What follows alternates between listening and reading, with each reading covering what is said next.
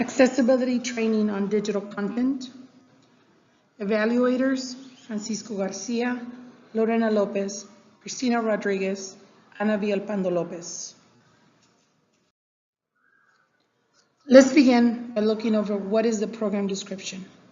The increase in online education accentuates the need for developers and instructors of online and blended courses to make their material in compliance with accessibility laws and adhere to the principles of the universal design of learning.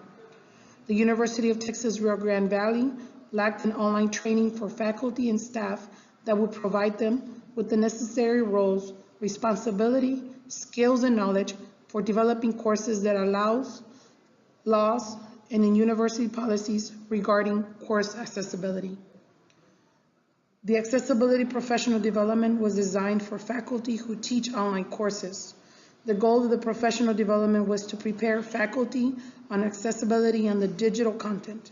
The course's objectives include analyzing regulations related to online content regarding Section 504 and Section 508 of the Rehabilitation Act and elaborate in depth on the requirements to each of the acts as it pertains to online learning.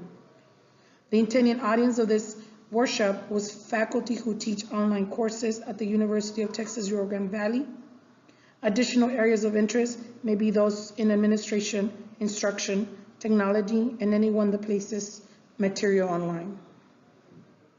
The Accessibility Professional Development Workshop consists of 4 modules made of discussion forum, interactive assignments, quizzes, as well as lessons with supplementary resources. The activities provided the opportunity for faculty to apply their acquired knowledge from learning modules.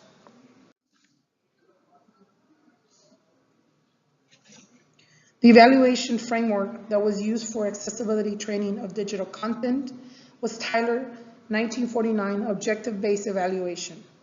Our main purpose was to evaluate the workshop analyzing the curriculum and instruction. The stakeholder needs were: first, provide a workshop where faculty are mastering the objectives to implement accessibility into their online teaching. 2, provide relevant information and available resources to faculty on how they can better service accessibility to their students and be compliant with accessibility laws. Data analysis include a questionnaire was completed by the faculty after the accessibility training of digital content. 5 faculties were recruited for the prototype of the accessibility training of digital content workshop, and they receive an appreciation of completion.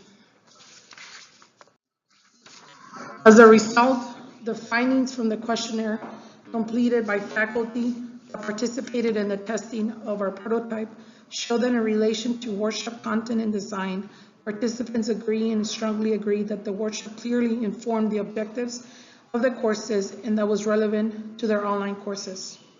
Most participants also agree or strongly agree that the level of workshop and activities were appropriate.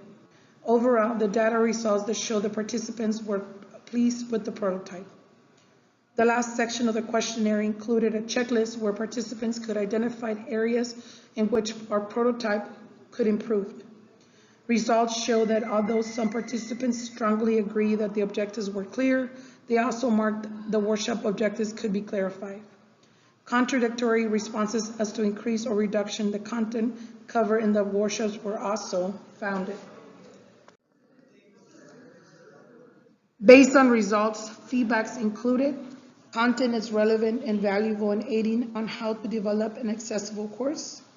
The embedded questionnaire format in each lesson also checking for understanding.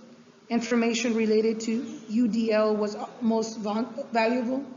And lastly, great resources to become familiar with accessibility policy and regulations. The following recommendations can be considered: specify the prerequisites of the workshop, clarify who the course is developed for, expand in the content related to the UDL, provide clear instruction for the assignment, reduce the content in some modules that have too much text and or add videos instead, reduce the length of some of the activities, add a pretest and more activities, add feedback to the questions in each module, and lastly, inform the learner they have completed the content. Lastly, based on the feedback and recommendations provided by the participants, we have identified the need for reviewing the content activities in each module and determining what information can be modified and/or simplified. The instructions of each assignment will also be revised in order to make them clear in understanding and minimize any details that could be confusing for their learners. And here are references.